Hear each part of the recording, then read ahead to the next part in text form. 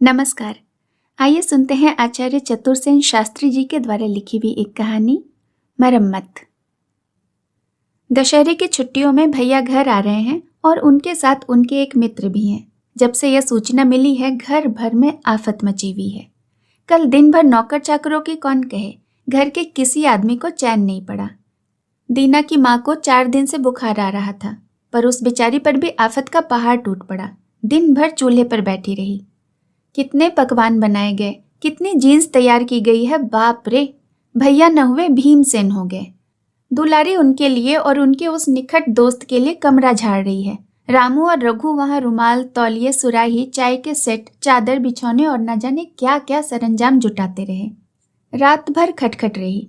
अभी दिन भी नहीं निकला है और बाबूजी वहां आंगन में खड़े गरज रहे हैं। साइस को गालियां सुनाई जा रही हैं। अभी तक गाड़ी स्टेशन पर नहीं गई। फिटन भी जानी चाहिए, विक्टोरिया भी जानी चाहिए। कहो जी, अकेला साइस 2-2 गाड़ियां कैसे ले जाएगा? और फिर भैया ऐसे कहाँ के लाट साहब हैं कि एक गाड़ी उनके लिए काफ़ी नहीं? उनके वे दोस्त भी कम आवारागर्द नहीं मालूम होते। छुट्टियों में अपने घर न जाकर पराए घर आ रहे हैं। ईश्वर जाने उनके घर हैं भी या नहीं। रजनी आप ही आप बड़बड़ा रही थी। सूरज निकल आया था, धूप फैल गई थी, पर वह अभी बिछौने पर ही पड़ी थी। उसके कमरे में अभी तक कोई नौकर नौकरानी नहीं आए थे, इसी से वो बहुत नाराज हो गई थी। एक हल्की फिरोजी ओढ़नी उसके सुनहरे बदन पर अस्त व्यस्त पड़ी थी। चिकने और घूंघर वाले बाल चांदी के समान मस्तक पर बिखरे पड़े थे। बड़ी बड़ी आंखें भरपूर नींद से सुख लूट कर लाल हो उठी थी। गुस्से से उसके होंठ संपुटित हो गए थे, भौहों में बल पड़ गए थे। वह पलंग पर औंधी पड़ी थी। एक मासिक पत्रिका उसके हाथ में थी। वो तकिए पर छाती रखे अनमने भाव से उसके पन्ने पलट रही थी। रजनी की माँ का नाम था सुनंदा। खूब मोटी ताजी गुदगुदी ठिगनी स्त्री थी। जब वे फुर्ती से काम करती तो उनका गेंद की तरह लुढ़कता शरीर एक अजब बहार दिखाता था। वो एक सुगृहिणी थी, दिन भर काम में लगी रहती थी। उनके हाथ में बेसन भरे थे और पल्ला धरती पर लटक रहा था। उन्होंने जल्दी जल्दी आकर कहा, वाह रे रानी बेटी, तेरे तो ढंग खूब हैं। भैया घर आ रहे हैं, 10 काम अटके पड़े हैं और रानी जी पलंग पर पड़ी किताबें पढ़ रही हैं। उठो जरा, रमिया हरामजादी अभी तक नहीं आई है। जरा गुसल खाने में धोती, गमछा, साबुन सब ठिकाने से तो रख दो। भैया आकर स्नान करेंगे।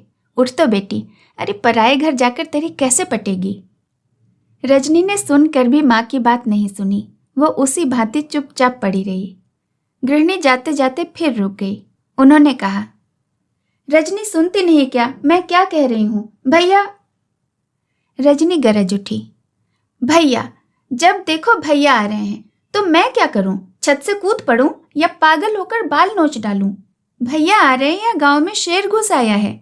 घर भर ने जैसे धतूरा खा लिया हो। भैया आते हैं तो आए, इतनी आफत क्यों मचा रखी है? क्षण भर को गृहिणी अवाक हो रही। उन्होंने सोचा भी न था कि रजनी भैया के प्रति इतना विद्रोह रखती है। भैया तो हर बार ही पत्र में रजनी की बात पूछता है। आने पर वो अधिक देर तक उसी के पास बैठा रहता है, बातें करता है, उसे प्यार करता है। उन्होंने क्रुद्ध दृष्टि से पुत्री की ओर देख कर कहा, भैया का आना इतना दुख रहा है रजनी? भैया का आना तो नहीं, पर तुम लोगों की हाय हाय जरूर दुख रही है। क्यों दुख रही है रे? अरे भैया घर आ रहे हैं तो इतनी उछल कूद क्यों हो रही है? भैया घर आ रहे हैं तो नहीं हो? क्या मेरे 10-5 हैं? एक ही तो मेरी आंखों का तारा है। 6 महीने में आ रहा है। परदेश में जाने क्या खाता पीता होगा। उसे बढ़िया बहुत भाती हैं। मेरे हाथ की कड़ी के बिना तो उसे रसोई सूनी लगती है। आलू की कचौरी का भी उसे बहुत शौक है। यह सब इसी से तो बना रही हूँ। फिर इस बार तो आ रहे हैं उसके कोई दोस्त, रईस के ही बेटे होंगे। उनकी खातिर न करूं? करो फिर, मेरा सिर क्यों खाती हो? मैं सिर खाती हूँ? अरे तेरा सिर तो इन किताबों ने ही खा डाला है। माँ को ऐसे जवाब देती है। दोपहर हो गया, पलंग के नीचे पैर नहीं देती। भैया के आने के पहले ही माथे पर बल पड़ गए।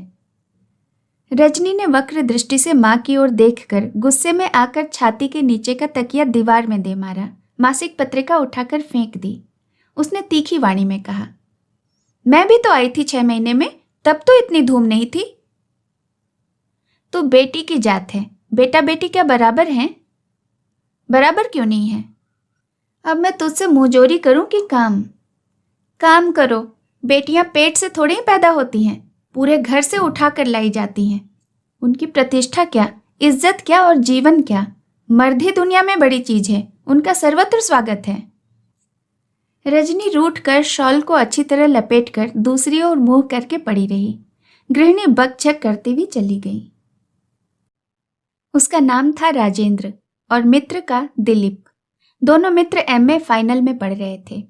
9 बजते बजते दोनों मित्रों को लेकर फिटन द्वार पर आ लगी। घर में जो दौड़ धूप मच रही थी वो और भी बढ़ गई। पिता को प्रणाम करके राजेंद्र मित्र के साथ घर में आए।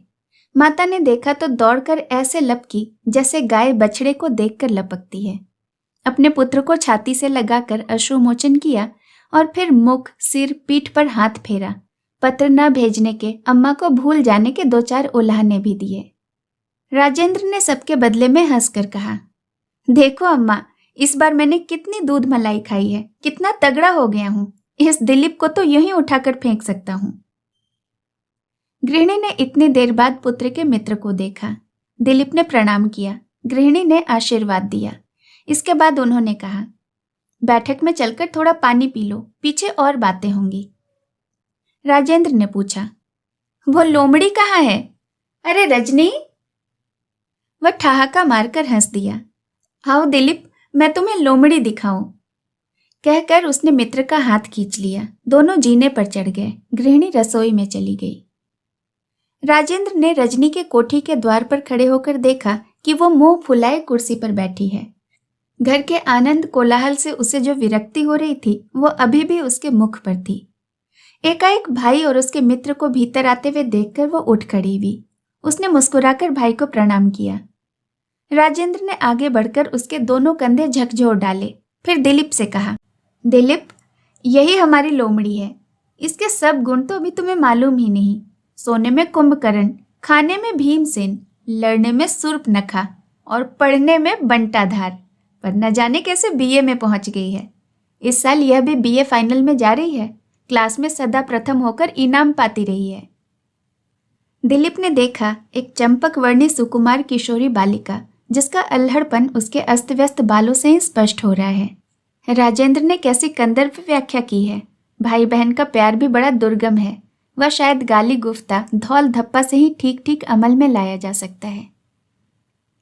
दिलीप आश्चर्यचकित होकर रजनी को देखकर मुस्कुरा रहा था।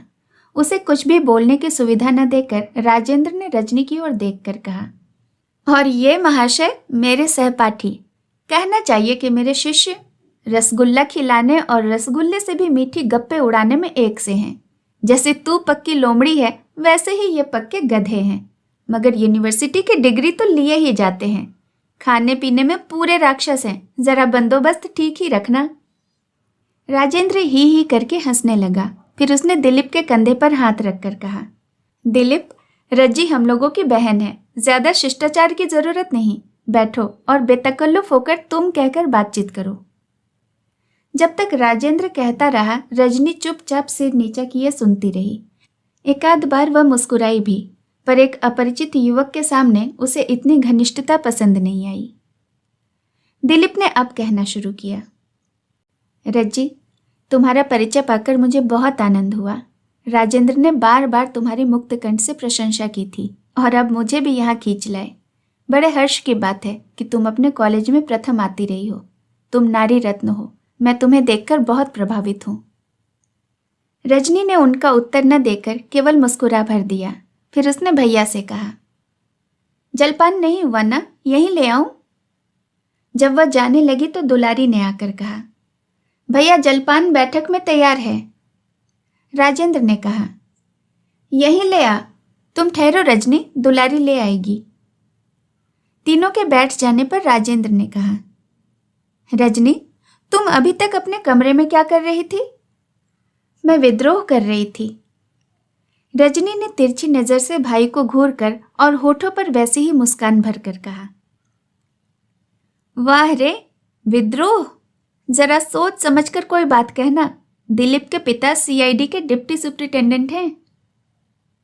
मैं तो खुला विद्रोह करती हूँ, षड्यंत्र नहीं। अच्छा, किसके विरुद्ध है यह खुला विद्रोह? तुम्हारे विरुद्ध। मेरे विरुद्ध? मैंने क्या किया है? तुम पुरुष हो ना? इसमें मेरा क्या अपराध है? मुझे रजनी बनने में कोई उज्र नहीं, यदि तुम राजू बन सको। मैं पुरुष नहीं बनना चाहती, पुरुषों के विरुद्ध विद्रोह करना चाहती हूँ। लेकिन किस लिए?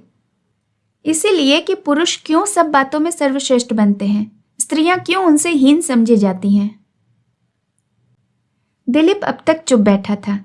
अब वह जोश में आकर हथेली पर मुक्का मार कर बोला, ब्रावो रज्जो, मैं तुम्हारे साथ हूं। मगर मैं तुम दोनों से मुकाबला करने को तैयार हूं। पुरुष श्रेष्ठ हैं और श्रेष्ठ ही रहेंगे।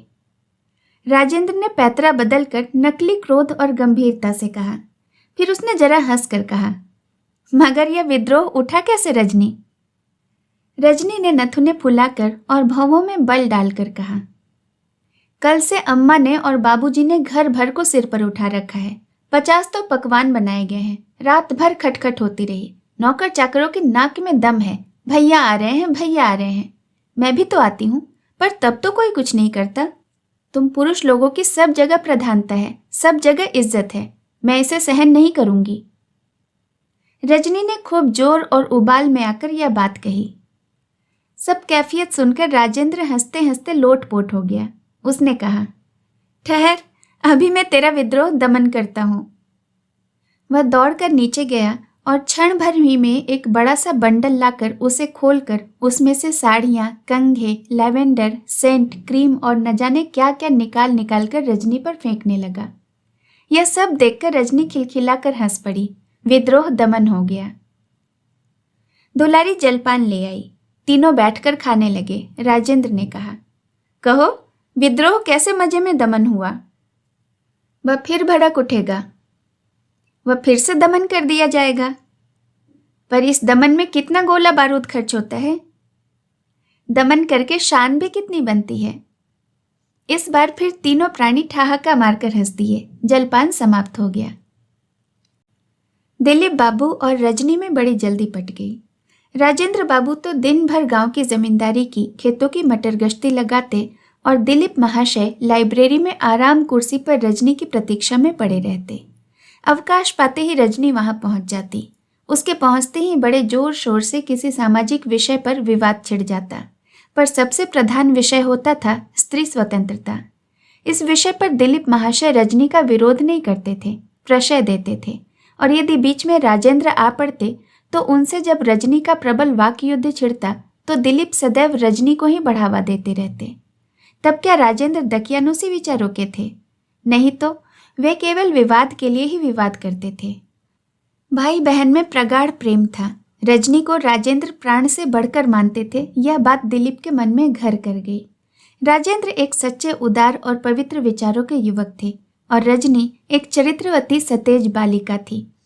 शिक्षा से उसका हृदय उत्फुल्ल था। उसके उज्जवल मस्तक पर प्रतिभा का तेज था। वह जैसे भाई के सामने निसंकोच भाव से आती, जाती, हंसती, रूठती, भागती, दौड़ती, बहस करती और बिगड़ती थी, उसी भांति दिलीप के सामने भी। वह यह बात भूल गई थी कि दिलीप कोई बाहर का आदमी है। परंतु दिलीप के रक्त की उष्णता बढ़ रही थी। उसकी आंखों में गुलाबी रंग आ रहा था। वो अधिक से अधिक रजनी के निकट रहना, उसे देखना, उसकी बातें सुनना चाहता था। उसका यह अनुराग और आसक्ति रजनी पर तुरंत ही प्रकट हो गई। वह चौकन्नी हो गई। वह एक योद्धा प्रकृति की लड़की थी।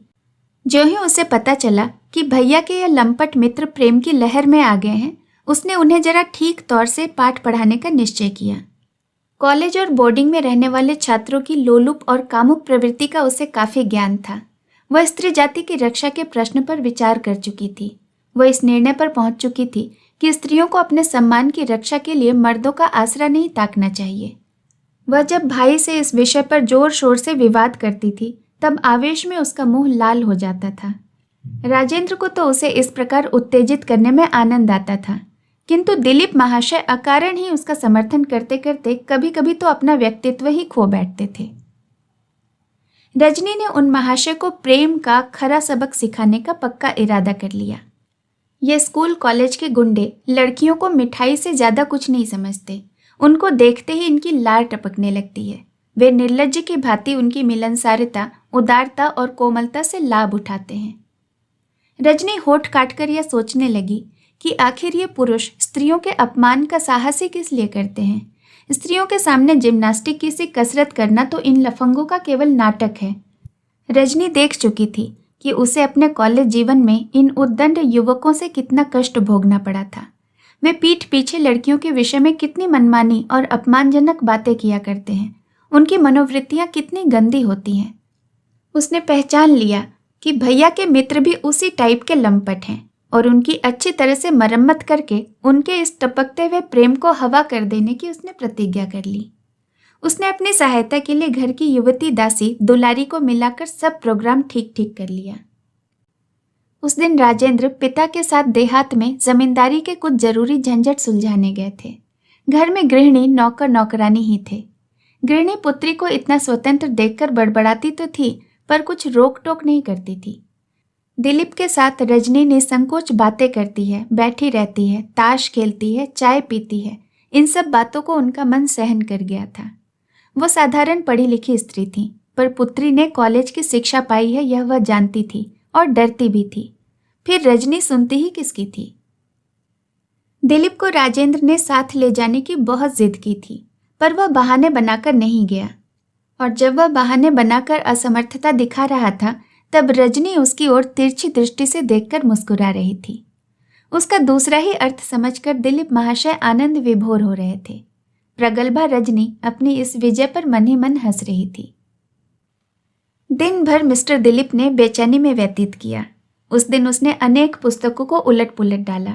मन में उद्वेग को शमन करने और संयत रखने के लिए उन्होंने बड़ा ही प्रयास किया। अंततः उन्होंने खूब सोच समझकर रजनी को एक पत्र लिखा। रजनी उस दिन दिल जलाने के लिए 2-4 बार उनके कमरे में घूम आई। एक आध बार वाण वचन भी मारे और मुस्कुराई भी। बिल्ली जिस प्रकार अपने शिकार को मारने के लिए पहले उसे खिलाती है, उसी भांति रजनी ने भी महाशय जी को खिलाना शुरू कर दिया। दुलारी बड़ी मुंहफट और ढीठ औरत थी। रजनी का संकेत पाकर वह जब तब चाहे किसी बहाने से उसके कमरे में जाकर एकाध फुलझड़ी छोड़ आती थी। एक बार उसने कहा, आज कोई और नहीं है ना, इसलिए जीजी ने कहा है कि आपकी खातिरदारी का भार उन पर है, सो आप संकोच न करें। जिस चीज की आवश्यकता हो कहिएगा, मैं हाजिर करूंगी। जीजी का यही हुक्म है।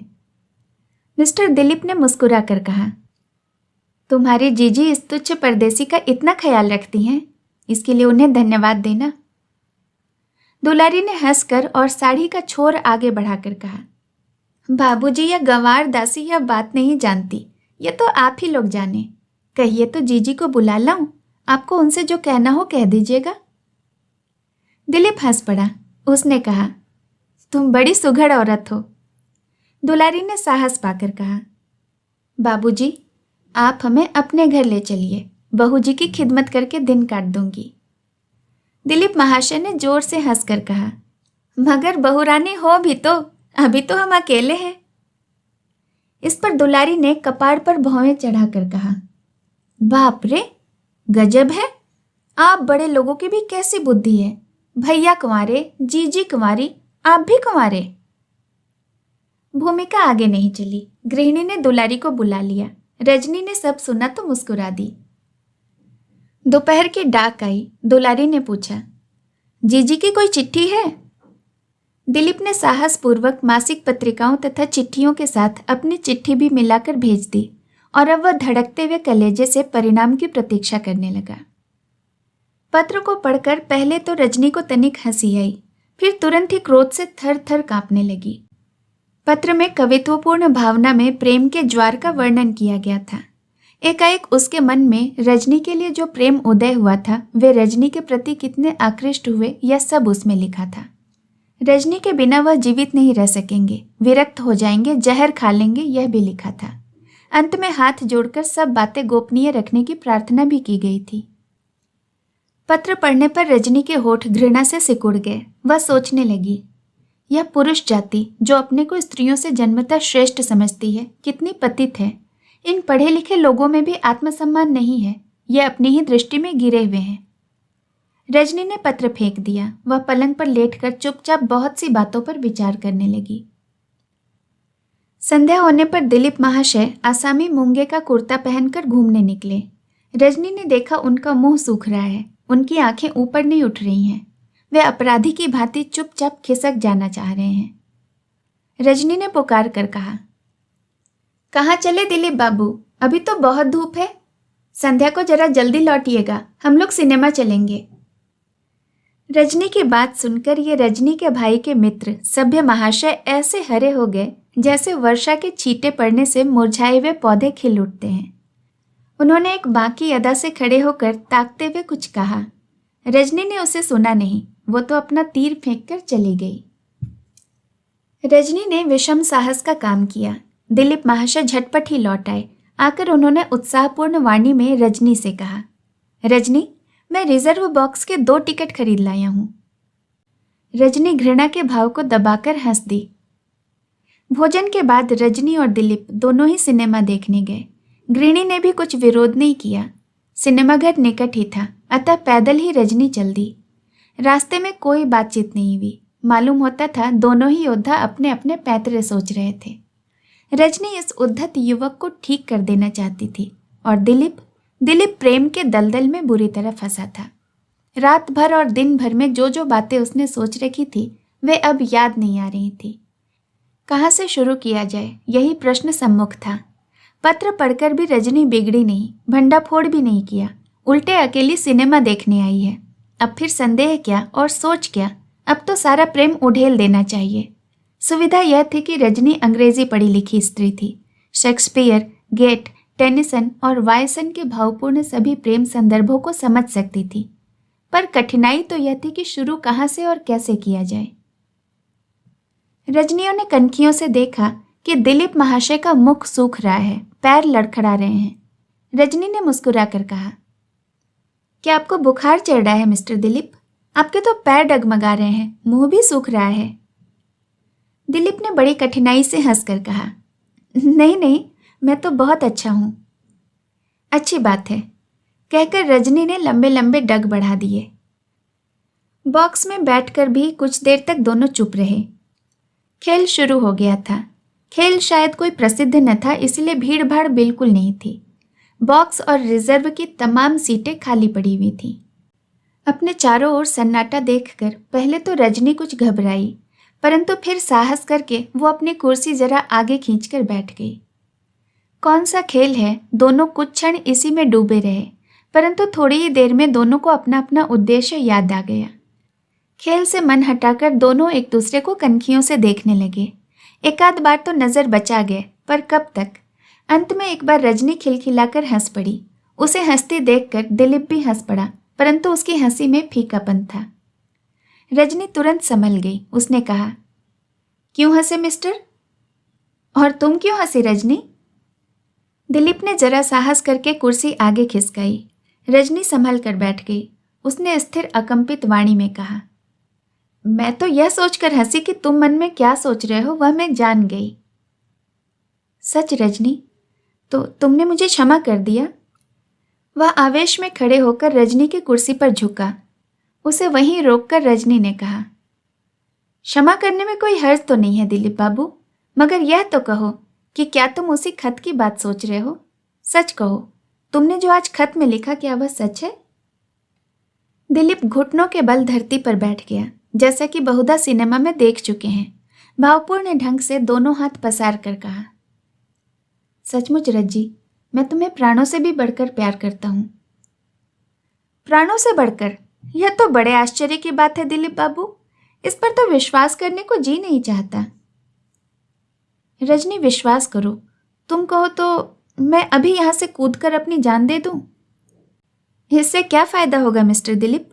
उल्टे पुलिस मुझे हत्या करने के जुर्म में गिरफ्तार कर लेगी। परंतु मुझे तो ताज्जुब यह है कि तुम 2 ही दिनों में मुझे इतना कैसे प्रेम करने लगे। मैं तो पहली ही नजर में तुम पर मर मिटा था रजनी। तुमने क्या कभी किसी और स्त्री को भी प्यार किया है? नहीं नहीं, कभी नहीं। इस जीवन में तो सिर्फ तुम्हें। क्यों, क्या तुम्हें कोई और स्त्री नहीं मिली? तुमसी तो एक भी नहीं रज्जो। यह तो और भी आश्चर्य की बात है।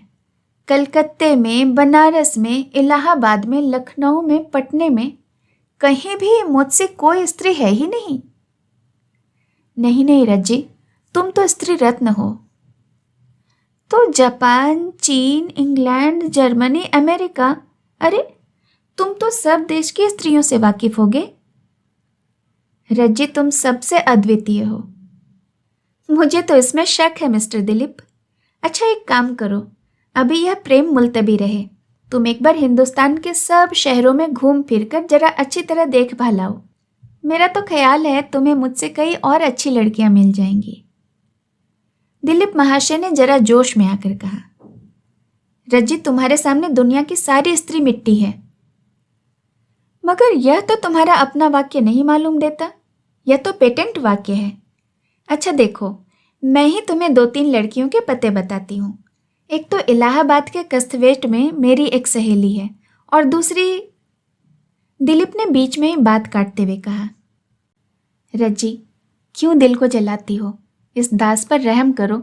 मैं तुम्हारा बेदाम चाकर हूँ, अपने नाजुक और कोमल हाथों से। कहते कहते उसने रजनी के हाथ पकड़ने को अपना हाथ बढ़ाया।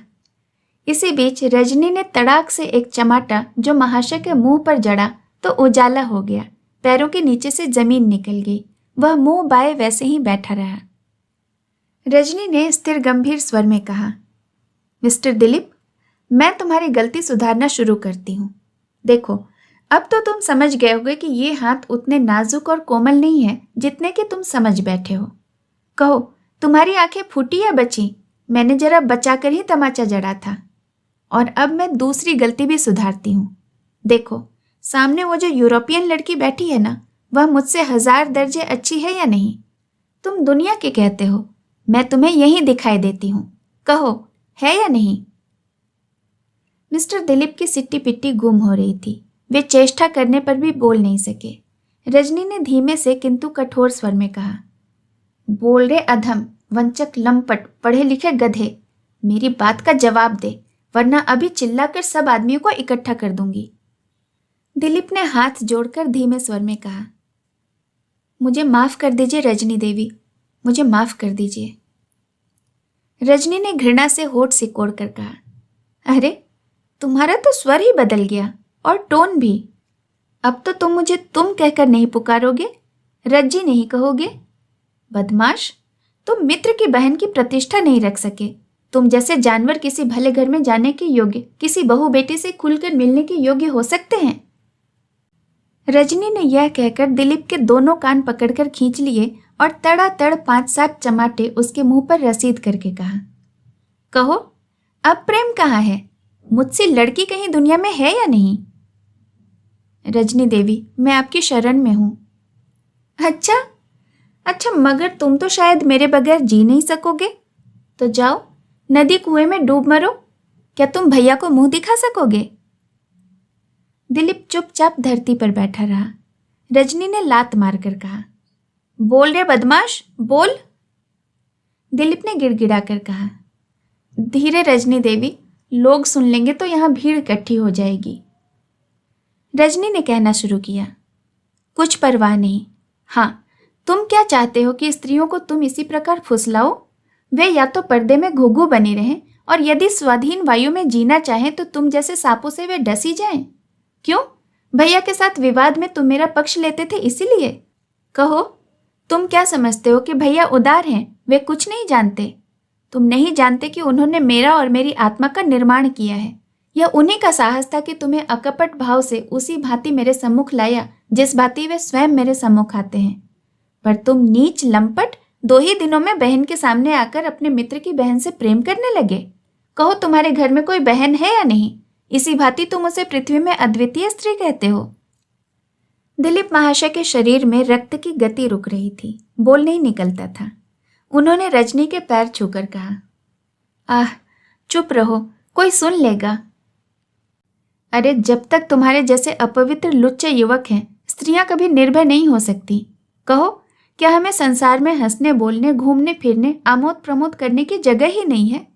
हम चोरों की भांति लुक छिपकर, पापी की भांति मुंह ढककर दुनिया में जिए, और यदि जरा भी आगे बढ़ें तो तुम जैसे लफंगे उसका गलत अर्थ लगाकर अपनी वासनाएं प्रकट करें। याद रखो, स्त्रियों को निर्भय रखने के लिए तुम जैसे खतरनाक नर पुरुषों का न रहना ही अच्छा है। जानते हो, जब मनुष्य ने वनों को साफ करके सभ्यता विकसित की थी, तब वंचर खूंखार पशुओं का भी सर्वनाश कर दिया था। उनके रहते वे निर्भय नहीं रह सकते थे। समूची सभ्यता वह है जहां स्त्रियां निर्भय है, और नक्चर गुंडों के रहते स्त्रियां निर्भय कभी नहीं रह सकती। इसलिए मैं तुम्हारे साथ वही सलूक करना चाहती हूँ जो मनुष्य ने वंचर पशुओं के साथ किया था। इतना कहकर रजनी ने एक बड़ा सा छुरा निकाल लिया। छुरे को देखते ही दिलीप की घिघी बंध गई। वह न चिल्ला सकता था न भाग सकता था। उसकी शक्ति तो जैसे मर गई थी।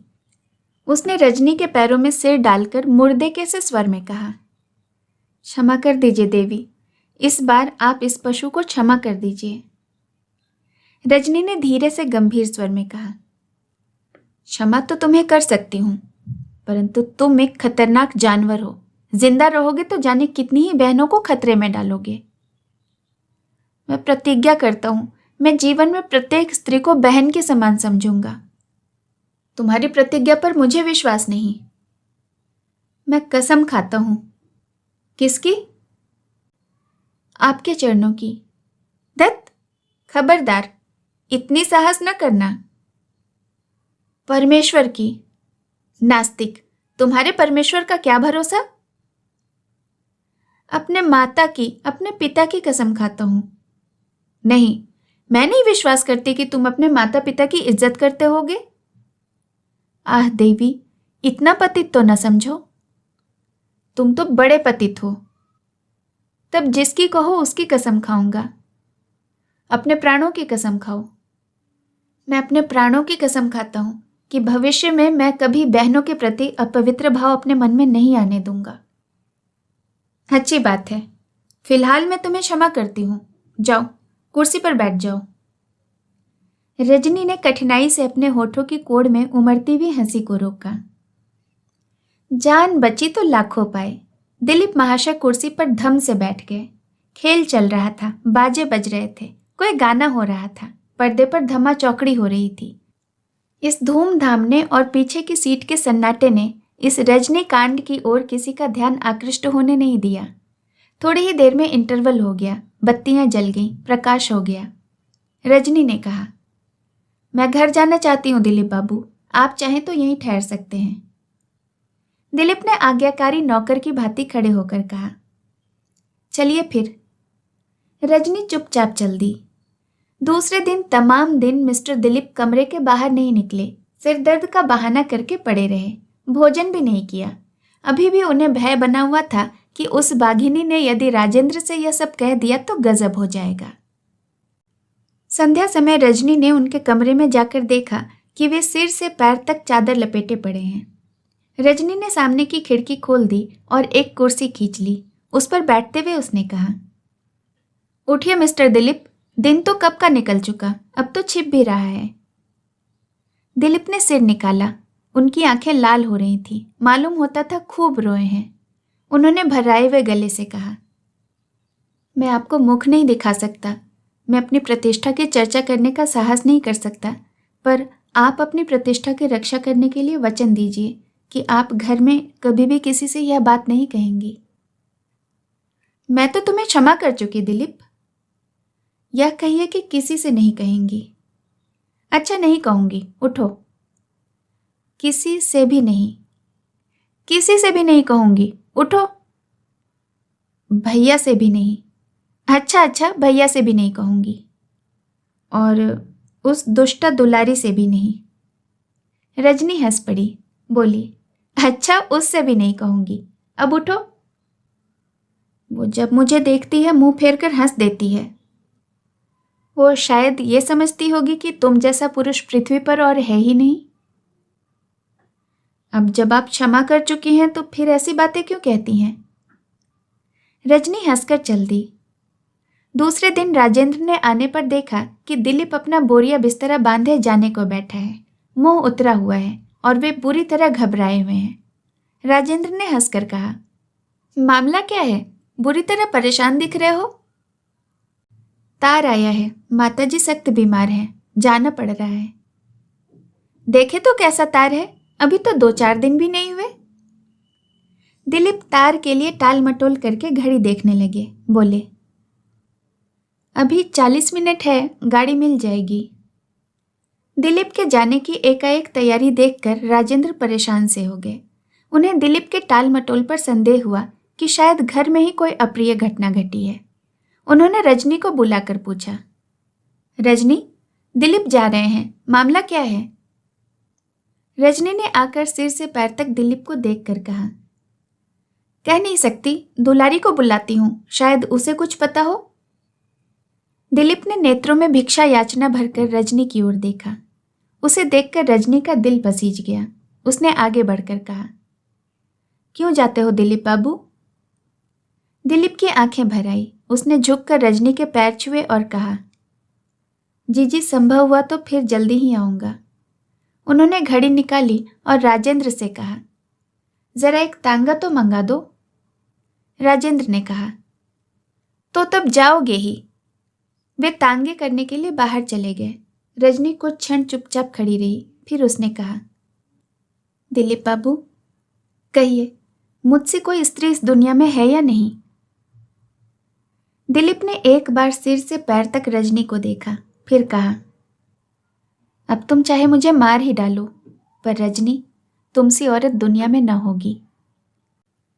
इस बार तुम और रजनी का घनिष्ठ संबोधन पाकर रजनी की आंखों से टप टप 2 बूंद आंसू गिराए। वो जल्दी से वहां से घर के भीतर चली गई। तांगा आ गया, सामान रख दिया गया।